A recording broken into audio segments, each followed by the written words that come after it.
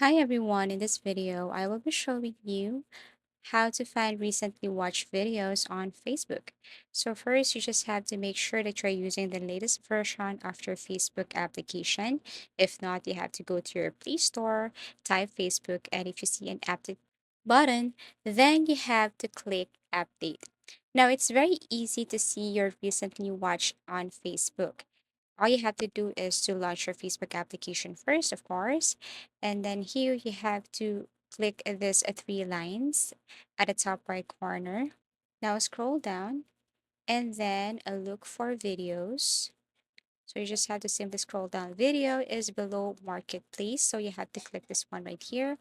Once you tap video, then you have to look for the person icon or profile icon, which is this one that is near the search bar icon. Tap that one, and then once you tap this, then you will see some options like the save videos, history, cellular data use, notification. So you can tap save videos, you can tap notifications, but if you want to see your recently watched, then of course all you have to do is to click history, then you will see here your recently watched videos on Facebook. So if you have found this video helpful or if you want to suggest something, please do comment down below and please do like and subscribe to our channel. See you again in our next video tutorials.